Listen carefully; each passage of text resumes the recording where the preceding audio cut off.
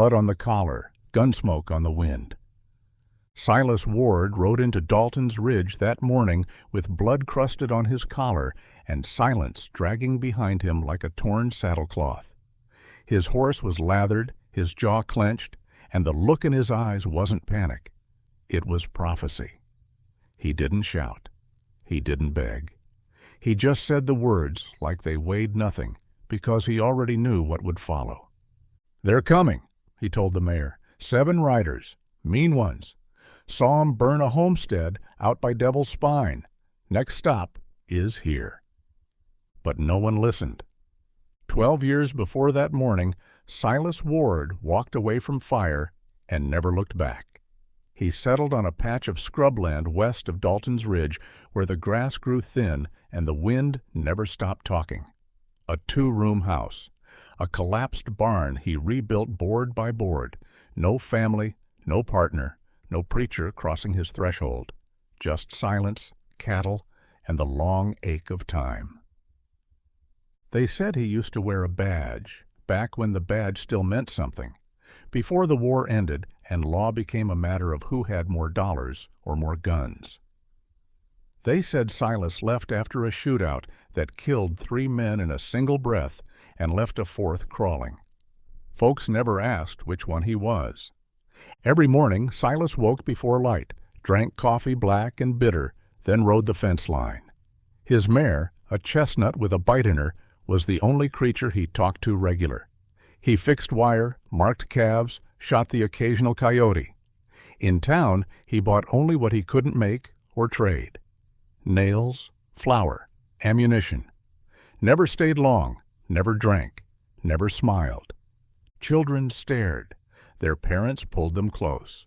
Some whispered he was cursed. Others called him a man who'd done too much or seen too little. But most just called him quiet, and meant it like a warning. Once a young cowhand asked why he lived so far out. Silas had shrugged and said, "Closer to the edge." That was the thing about Silas Ward. He didn't fear the edge. He'd made his home there, between silence and storm, where a man's past could echo without breaking him, where a conscience could grow brittle in peace. No one knew that silence like he did. No one else had spent 12 years waiting for something to finish what they'd started. And when that day finally came, it didn't come with thunder or prophecy, just a trail of black smoke on the horizon, a burned ranch, a bullet wound shallow in his side, and the knowing in his bones that the past was riding again. Silas rode into Dalton's Ridge just after sunup, the blood on his collar dark and stiff. He didn't tie off his horse at the hitching post like most men did, just left it there, reins loose, the mare still breathing heavy from the ride. Dust clung to his coat. His eyes were hard. He went first to the mayor's office, a squat brick building with green-painted windowsills and a flagpole that hadn't seen a fresh banner in months. Mayor Addison was inside, sipping chicory and reading a newspaper 3 days old. When Silas stepped through the door, the man barely looked up. "They're coming," Silas said. His voice didn't rise or strain. 7 riders, mean ones. Saw 'em burn a homestead out by Devil's Spine. Next stop is here. The mayor set down his cup, sighed, and leaned back in his chair. "We don't want trouble, Mr. Ward." Silas nodded slowly, the way a man does when he hears the same thing twice and knows it won't change the 3rd time. That's the problem. Trouble doesn't ask what you want. He didn't waste breath arguing, just turned and walked back out, boots echoing on the warped floorboards. Next was the sheriff. Eli Carter, barely 30, still looked like he borrowed the badge from a braver man. Silas found him in the jailhouse polishing a rifle that hadn't been fired in weeks. The young man straightened when he saw him. "You got proof?" Eli asked. There was nervousness in the way he gripped the rifle stock. "I got scars," Silas said. Then he unbuttoned the side of his coat and showed him the blood, already drying around a shallow graze along his ribs. Eli flinched but said nothing more. Silas didn't expect much from him, not because the boy lacked heart, but because the town hadn't given him spine. A sheriff without a town behind him is just another man hoping the worst will pass him by. He tried the preacher next, then the blacksmith, then the general store owner, a thick-chested man who used to be part of the old militia but now sold biscuits and sugar like the world had never burned. Each man listened. Each one blinked. Each one found a reason to stall, to hesitate, to pass it along to someone else. Maybe they hoped the riders would skip them. Maybe they thought it was a misunderstanding. Or maybe they just didn't want to die for something that didn't have their name on it. No one said it out loud, but it was in the air. A kind of quiet betrayal. The kind that smelled like soap and full stomachs. Dalton's Ridge had changed. New money had rolled in. There were gardens now where once there were sentries, painted porches, children who'd never heard a gunshot. The town had gotten soft, but Silas hadn't. By the time he mounted up again, the sun was beginning to dip westward and the streets had emptied. The saloon was quiet, church doors locked, the jailhouse dark. The town had made its choice. Silas rode out without a word, only the sound of hoofbeats echoing behind him like a warning swallowed by dust. Long before the silence, before the ranch and the solitude, Silas Ward had a name that carried weight. Deputy Silas, they called him, back when Dalton's Ridge was still a mining camp with blood on its doorstep and justice was something you paid for in powder and bone. He wore the badge like a brand, not proud, just permanent. He wasn't fast, not by gunslinger standards, but he was steady. Steady meant you didn't flinch, meant you only drew when it counted, and when you did, it ended quick. Folks remembered that about him, not how many he killed, but how calm he was when it happened, like he'd already decided what was necessary, and grief could wait its turn. Then came the day that shattered all that. 3 men dead in an alley behind the livery. One of them a boy, not yet 18. The kind of shootout that doesn't leave room for facts, only feelings. One witness said Silas fired first. Another said he hesitated too long, and it cost lives. The badge got tarnished either way. The law didn't come after him, but the town changed. Eyes lingered longer. Conversations quieted when he stepped into a room. That's when he left, rode west until the trail wore out, and the noise in his head faded into the creak of fence wire and the scrape of hooves on dry earth. Some nights, when the wind hit just right, he'd dream of that alley, of blood soaking into hard-packed dirt, of the boy's hand twitching after the last shot. He never talked about it, never corrected the rumors. What mattered was distance. He found a stretch of land nobody wanted, just outside the shadow of Devil's Spine, and claimed it like a man settling into his penance. Built the house with his own hands, dug the well, learned to listen to the quiet. The only visitors were storms and stray cattle. Sometimes riders passed by and tipped their hats without stopping. They saw the lines on his face, the way he watched the horizon more than the ground, and kept moving. In town, they still spoke his name like it belonged to someone half forgotten. Silas Ward, they'd say, as if testing the sound of it, used to be something. But no one asked what he remembered when the nights got cold. What Silas remembered was this: when blood spills under your badge, it stains more than your shirt. It clings to your sleep, your silence, your seasons. And no amount of honest work can scrub it clean. That was the man who came riding into town that morning with blood on his collar. Not a hero, not a savior. Just someone who'd seen what comes when folks believe trouble won't knock on their door.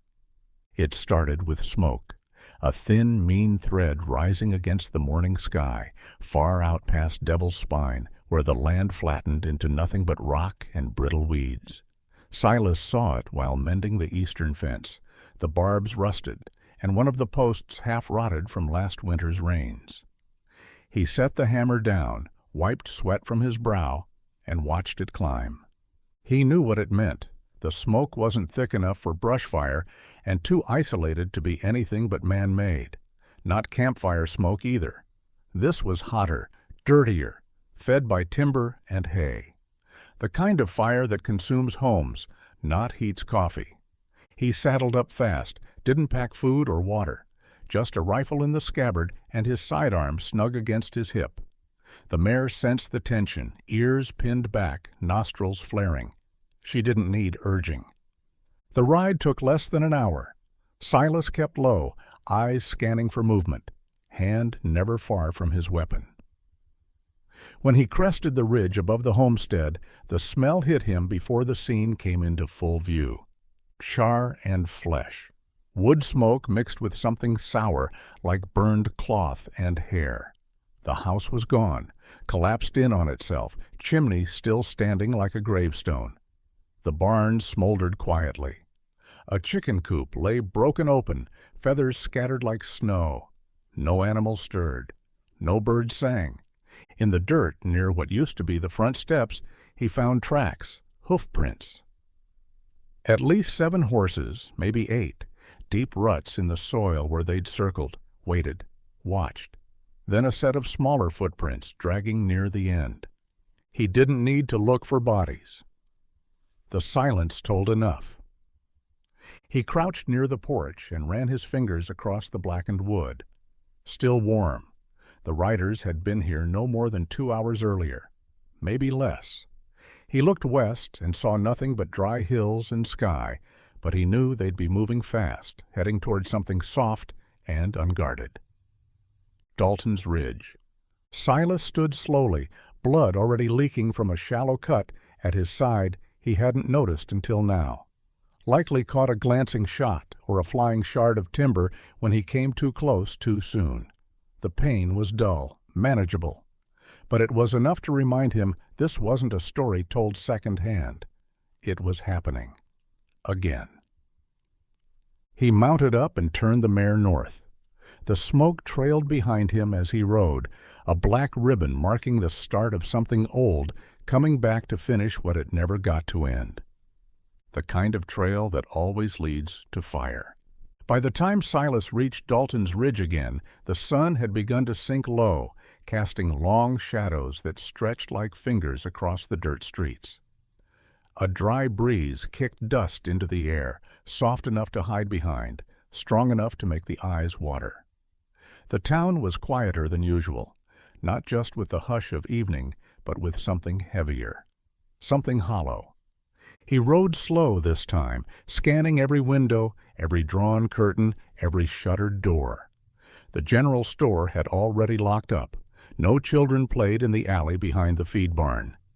The saloon sat dark, chairs turned upside down on tables, a single lantern flickering in the back room like someone had forgotten to snuff it out. He dismounted and walked the length of Main Street. His boots struck the boards of the walkway with steady rhythm, like a man counting time in his own funeral march. No one stepped out to greet him. No one called from porches or offered him a drink or a question. Even the dogs were quiet. He tried once more to speak with Sheriff Carter, but the jailhouse was empty.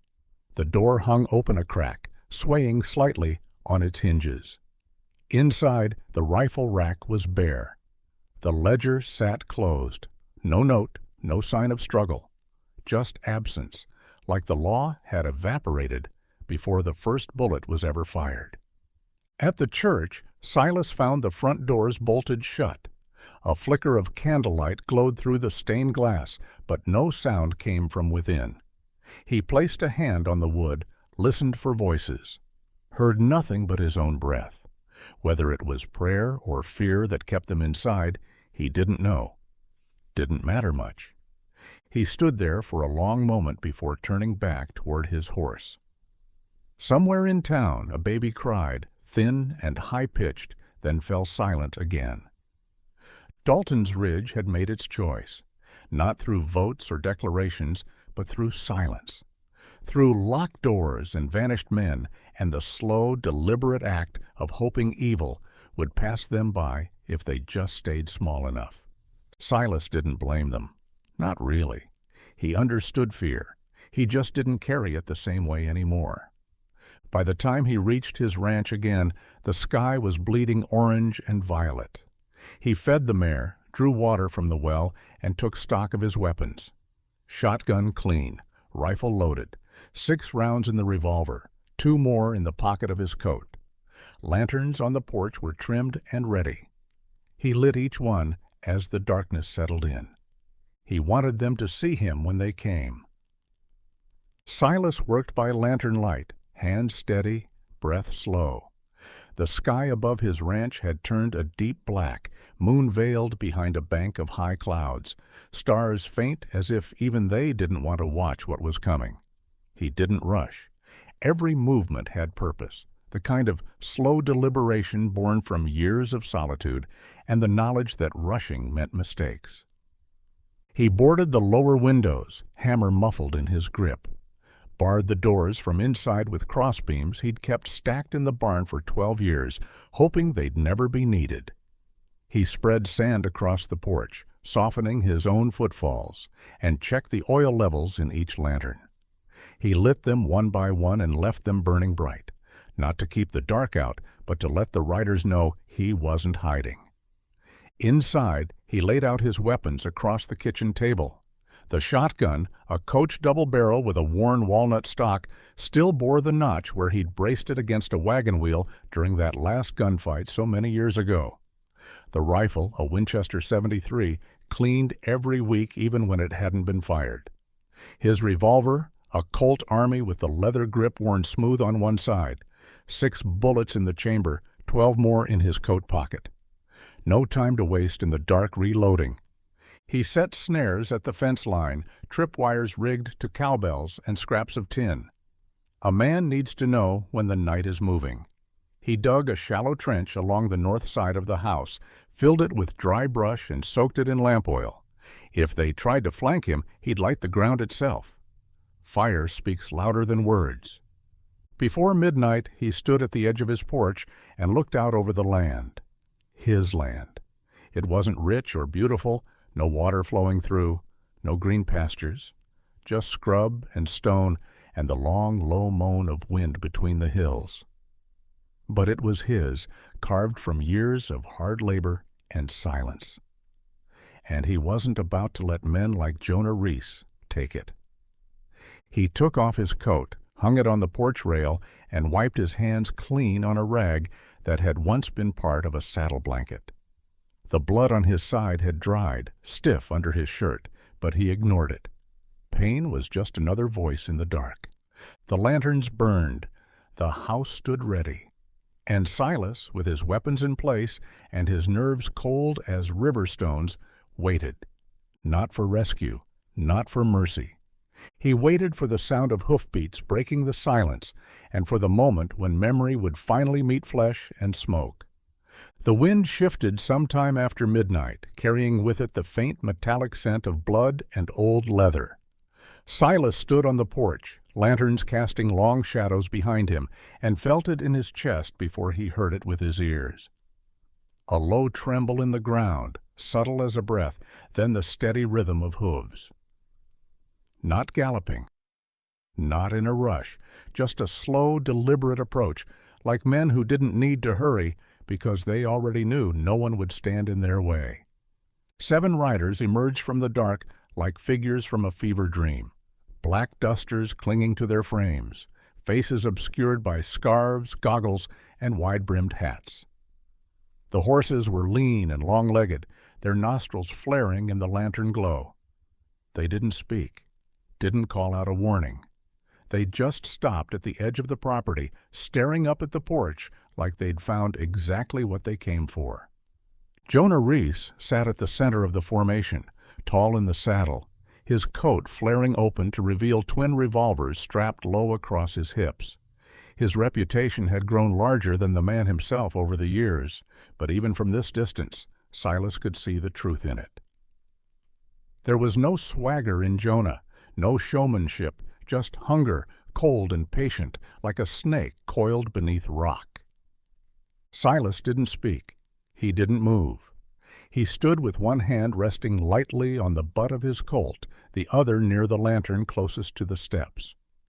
Jonah finally leaned forward in the saddle, the leather creaking under his weight. "Ward," he said. The name hung there a moment as if tasting it. "Didn't think you'd be the type to light the place up like a church on Easter." Silas replied without raising his voice. "Figured you ought to see who's waiting."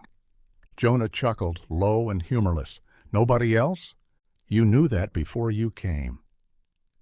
A silence fell between them, broken only by the shifting of hooves on dirt and the distant call of a night bird too far off to care what men do to each other. Jonah tilted his head slightly. 1 man against 7. 6 now, if you count the one who took a round out by Devil's Spine, Silas said. He didn't smile when he said it. Jonah's jaw tightened, but he didn't break his posture. "Should have stayed gone. Ward, this ain't your fight anymore." "Still my land." That was the end of it. Jonah gave a small signal with his hand, and the riders fanned out slowly, each one slipping into the shadows like wolves circling a wounded stag. They didn't rush. They knew the ground would do part of the work for them. Silas backed into the house, shotgun already in his grip. The rifle leaned against the table, close enough to grab when the time came. He doused one lantern, then another, until only the faintest glow remained on the porch. The riders were coming. And Silas Ward, who had once buried his name in silence, now waited to speak it again in fire and lead. The first shot cracked the silence like a branch splitting in a winter storm. Silas fired from the west window, the barrel of his shotgun still hot from the recoil as he ducked low and moved to the corner of the room. One of the riders had crept too close, thinking the dark would cover him, but the tripwire told Silas where he was. The man went down hard, his cry cut short by the dirt. No return fire came immediately. The others were patient, waiting to spot the muzzle flash or hear the rhythm of Silas's steps. But the old deputy didn't move like a desperate man. He moved like someone who'd walked these floors for years with eyes closed, someone who knew which board creaked and which would hold under pressure. Every turn he took, every glance through the slits in the shutters was calculated. He shifted to the north side of the house, lifted the Winchester, and waited. A flicker of movement in the brush. Another rider creeping low, thinking his silhouette hidden in the lantern haze. Silas inhaled through his nose, let the breath go slow, and squeezed the trigger. The shot rang clean, the recoil sliding through his shoulder like memory. Another body fell. From the dark, the reply came at last. A hail of bullets shattered the quiet, thudding into the walls, biting into the boards, spraying splinters across the room. Silas crouched low and waited it out. He didn't fire back blindly. Wasted rounds were the luxury of men with allies.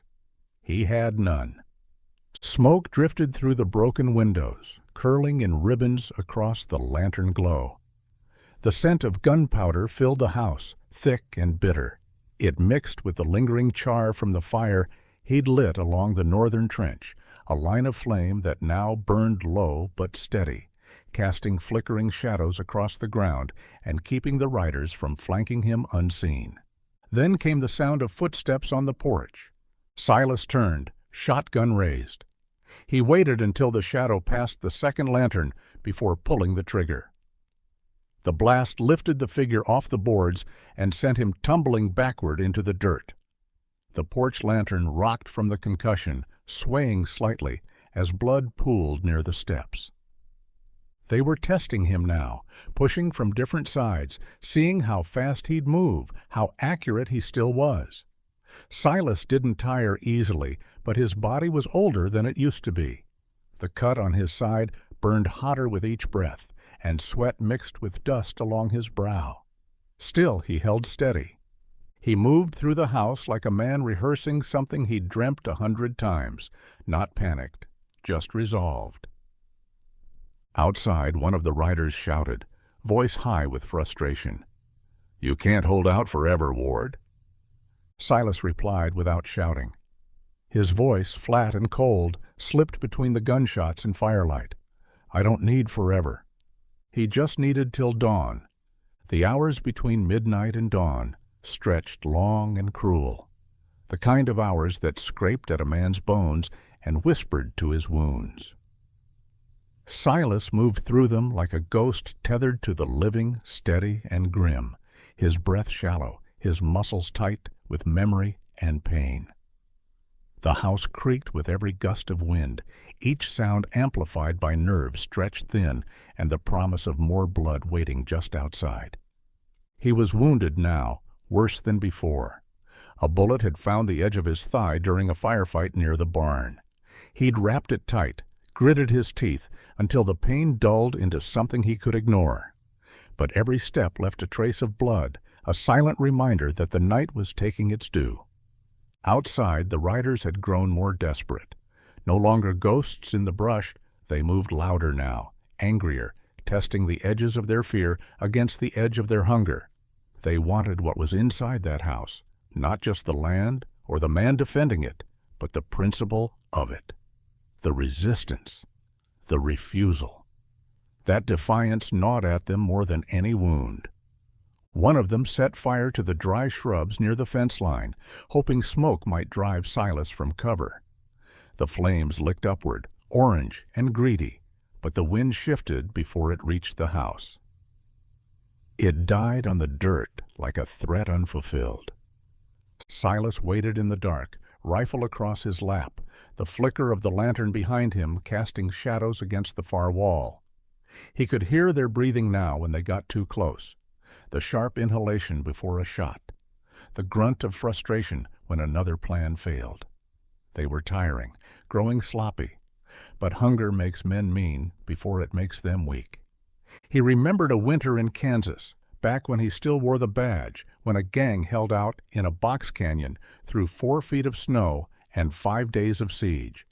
In the end, they came down not for water or warmth, but because one of them had turned on the others. Hunger had hollowed them out, left only the worst parts behind. That same hunger lived in Jonah Reese's men now. Silas could feel it in the cadence of their movements, the shift in their fire, the curses shouted into the wind. They didn't just want to win, they needed to, if only to prove the night hadn't broken them. A round punched through the front wall, splintering the frame near Silas's shoulder. He flinched, fired back quick and low, heard the impact, and a cry carried off by the wind. He breathed through the pain, through the memory, through the silence that followed. Outside, the fire burned lower. The night held its breath. And inside that battered house, Silas Ward stayed still, his blood cooling against the floorboards, his eyes never closing. Dawn was coming, and it would find him standing. The sky turned pale without ceremony, a quiet unraveling of darkness that bled into faint streaks of bruised pink and gold along the eastern horizon. There was no trumpet in the dawn, no heroic crescendo, just the soft retreat of night and the slow, reluctant promise of light. Silas lay crouched near the front door, back against the wall, his limbs stiff, blood dried into the fabric of his pants and the skin beneath. His body ached in places he hadn't felt in years. His breathing was shallow, measured more by instinct now than intent. But he was still alive. That counted. The wind had died some time before the hour turned. What was left in its absence was stillness, a kind of hush that wrapped the house like a shroud. He strained to hear movement, the scuff of a boot, or the snort of a horse. But there was nothing. Then came the sound of hooves, faint and fast and getting farther away. Silas rose slowly, muscles protesting with every shift. He limped to the porch and stepped into the amber edge of morning, his shadow long against the dirt.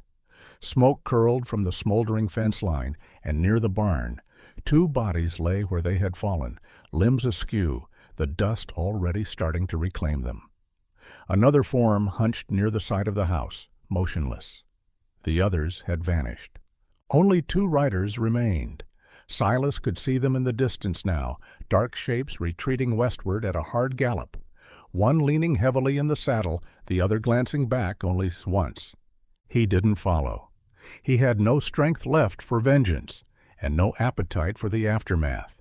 He just stood there, blood on his sleeves, watching the land hold what had happened in silence. The sun crested the hills slowly, casting everything in light, too bright for comfort.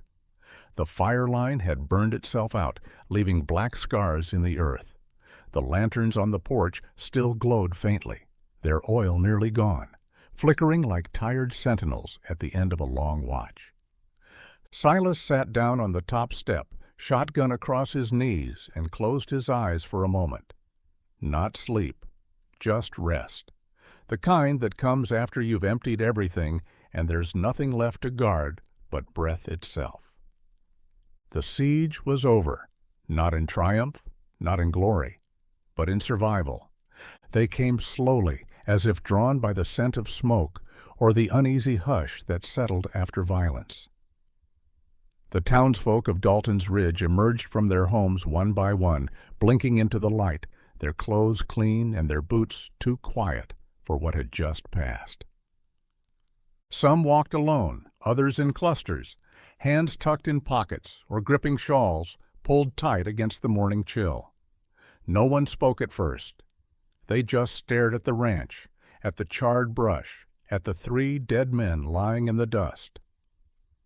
Their eyes moved to the porch where Silas still sat, body slouched but upright, his head tilted slightly toward the horizon like he was listening to something only he could hear.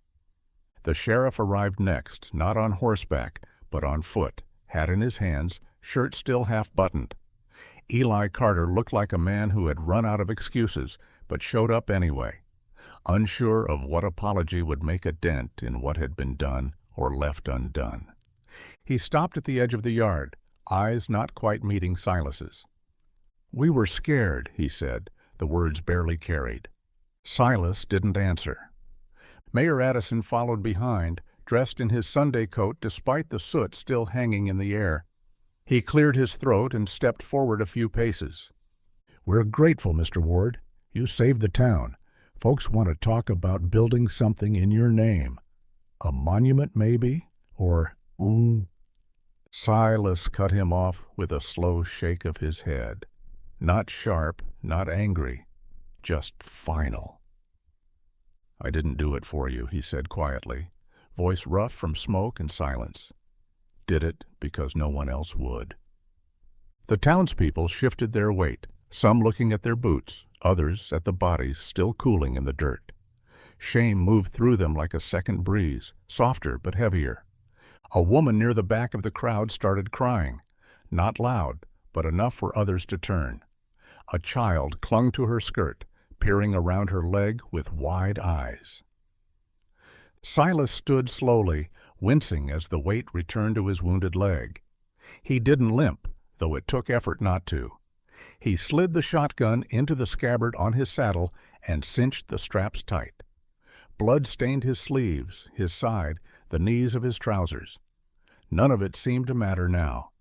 He swung up into the saddle and turned the mare toward the road that led west. The same road he had taken 12 years ago, when everything he had once believed in had shattered, and the silence had called him home. At the edge of the yard he paused, looking back just once. "I warned you," he said, not with anger, but with weariness. "Next time, you fight for yourselves." Then he touched his heels to the mare's flanks and rode into the light, his shadow stretching behind him, long and thin across the dust. The sun rose higher as Silas rode, the road unfolding before him in quiet tones of gold and ochre. Dust clung to his boots and the hem of his coat, stirred by each step of the mare's hooves. Behind him, Dalton's Ridge shrank into a speck of color and wood, the church steeple the last thing to disappear against the backdrop of hills. He didn't look back again. The land out west was open, harsh, and unkind, But Silas had never asked kindness from it. What he needed was space, space to breathe without explaining, to heal without apology, to carry the weight of the night without someone trying to call it noble. His side throbbed with every movement. Blood still seeped through the bandage under his shirt, and the wound on his thigh pulsed in time with the mare's stride. But the pain was clean now, earned. He would mend with time. And if he didn't, that was all right too. A man like Silas Ward didn't count years. He counted the days he stood his ground and the nights he didn't flinch. Somewhere along the trail he passed a stream and let the mare drink. He knelt by the bank, cupped the water in his hands, and splashed it across his face. The cold shocked him back into the moment. Not the past, not the siege, just now. The rustle of leaves, the sound of insects stirring, the low hum of the wind weaving through rocks and brush. He thought about the faces in Dalton's Ridge, the child clutching his mother, the sheriff too young for his badge, the mayor with his monument talk. Maybe they'd remember, maybe not. Maybe the next time trouble came, they'd stand a little straighter, hold a rifle with something closer to resolve. Maybe they wouldn't. It wasn't Silas's concern anymore. He mounted the mare again and continued west, toward land he hadn't seen in years and didn't need to understand. Somewhere ahead, the horizon shimmered like a memory half forgotten, stretched across the open plains like a promise that couldn't be kept. He rode not to escape, not to hide, but because movement was the only thing left that made sense. The road didn't ask for explanations. It just kept going. Behind him, Dalton's Ridge would settle into its quiet again. Folks would talk, then stop talking. New buildings would go up. The bodies would be buried. And maybe, in the stillness of some future morning, someone would light a lantern and remember the night one man stood alone and didn't fall.